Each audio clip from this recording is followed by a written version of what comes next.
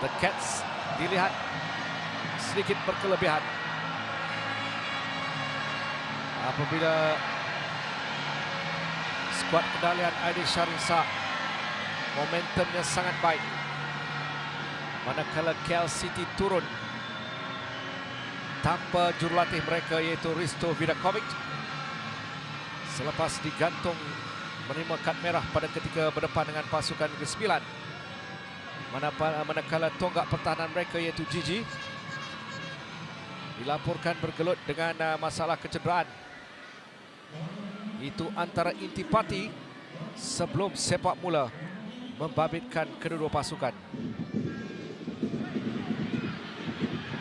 Lihat bagaimana kekerapan mereka untuk melakukan marking. Peluang untuk pasukan Kuching, namun kawalan kurang kemas dari Ramadan.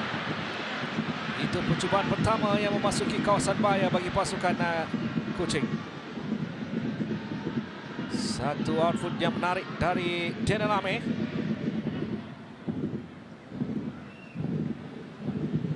KL menyerang. Tengah ada Ryan Lambert, percubaan ataupun Zafri. Mereka banyak pemain-pemain di bahagian atas, antaranya Dimitri Cardoso, Antero Gomez. Lebih banyak berkumpul di bahagian tengah yang sedikit dilihat menyukarkan hantaran-hantaran yang mau dilakukan. Arif Farhan ke tengah, perebutan di depan, pintu gol! Dia lagi. Siapa lagi kalau bukan Jerome Matame? Berpunca daripada lontaran jauh yang dihasilkan oleh Arif Farhan. Tugasan itu disudahkan dengan sempurna oleh Jerome Matame untuk jaringan pembukaan di Kuching.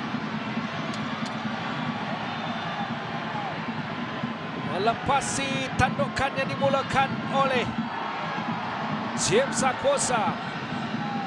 Kemudiannya terus segera dimuktamadkan oleh penyerang Kuching City ini.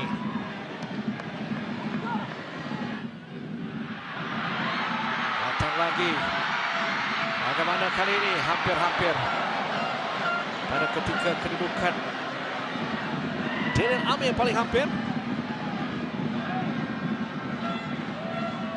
Serangan demi serangan pada ketika Jerome sudah meminta. Ramadan antaranya dipintas oleh Kenny Paraj, terlepas sedikit dari kawalan, namun perebutan di antara Declan dan juga Ramadan. Namun lihat bagaimana pressing walaupun hilang bola, namun pantas. Kali ini Petro Sitambi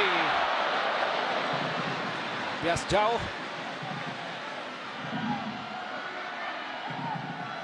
Dia menerima dari James Akosa. Farhan buka sedikit bahaya. Sentuhan pertama untuk Kapal Sharman. Peluang bagi KL City. Aziz menyelamatkan keadaan. Dorongan kemudiannya dia berjaya melepasi kawalan James Akosa. Namun Aziz memberikan satu tamparan penting. Baca Sitambi. Jimmy Rahman bergerak ke seberang sini. Dari Jimmy Rahman, bagaimana kali ini? Kehadiran beliau sedikit lewat untuk Jerome mencetak nama selaku penjaring gol kedua pribadi. Larian yang begitu baik. Lihat bagaimana usaha yang dilakukan oleh Jimmy Rahman. Terlepas dari Jerome. Pak Sharman lepas dari kawalan Bukit Tanagawa. Ruang bagi KL City. Percubaan. Pantas tangkapan dilakukan oleh Haziq Nazri. Itu percubaan pertama dari Antonio Gomez selepas gagal menghasilkan sesuatu pada separuh masa yang pertama.